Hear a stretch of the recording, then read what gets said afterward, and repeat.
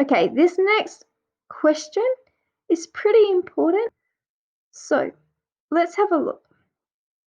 We have three vectors. OA is 3j, OC is k, and OD is vector I.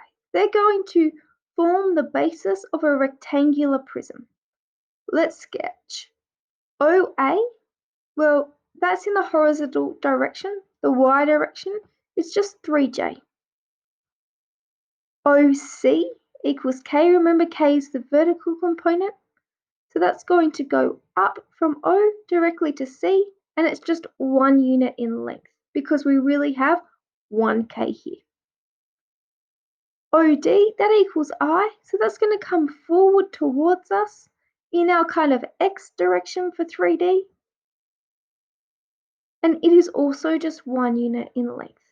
Make sure you have the arrows from the origin to each of these points respectively.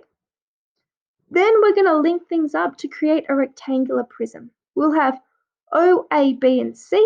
I'm going to draw vector CB in with an arrow because that will be in the same direction as OA. Again, we're going to need to draw in our other face. That will be D, E, F, and G. And again, draw your arrows in so that they're the same way as your original vectors. Then we need to attach the top and the bases of this rectangular prism in the same direction as OD. So C to G, B to F, and A to E. Let's have a look and see how ours compares to the picture in the textbook. And it's pretty similar, although the textbook's is we need to find vector OE in terms of I, J, and K. So basically this means how do we get from O to E? Well, I can go from O to D and I can plus on D to E. I'll start at O using the vectors I know, get to E. OD was I and DE, well remember I purposely put this arrow in the same direction of OA.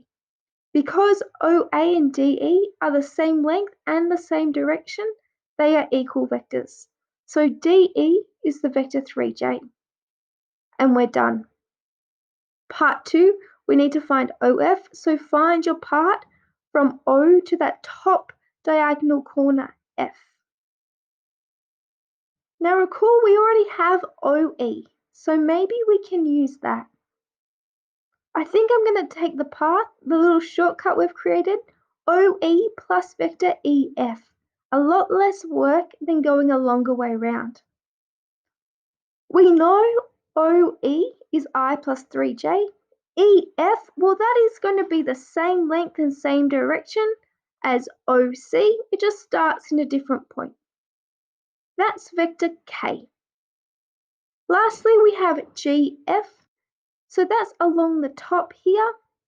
I'm starting at G and going towards F. Notice again, this is in the same length, same direction as OA. So that means GF is just going to be 3J.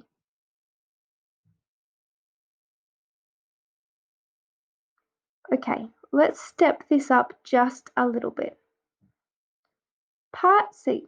It says, let M and N be the midpoints of OD and GF respectively.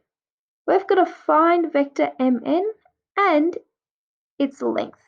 We're just going to find vector MN today. So I'm going to plot in M, which is the midpoint of OD, and mark this as being halfway so it's clear. N is the midpoint of GF, and we've got to find the vector that joins these two together.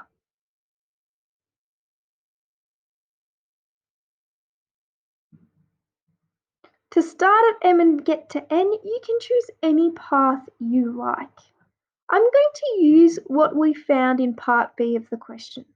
So I know to go from M to get to N, I can go MD plus DE plus EF plus FN. In other words, I can go half the length of OD plus DE plus EF plus half of FG. So let's sub in what we know. OD was I, so half of OD is half of I, plus DE was 3J, EF was K, and recall that GF was 3J, so FG would be minus 3J. If we simplify, we'll end up with MN is equal to a half I plus 3 on 2J plus 1K. Now all we need to do is find the location of point A. We need to find N in relation to the origin. The only way we can do that is to figure out its position vector ON. We know that position vectors from the origin give where their final coordinate point will be. So if we find vector ON, we can use that to figure out what N is. To get from O to N, we're going to do a pretty simple path from the previous question.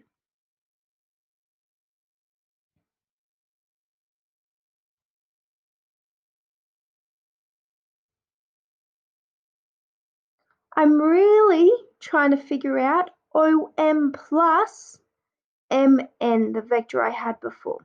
This will give me the starting point of O and the ending point of N. OM is a half I, and then I know what MN is from the previous question. When I add these together, I'm just going to do it over to the left here. We're going to get our position vector ON as equal to, well, a half I plus a half I is just I, plus 3 on 2J plus 1K.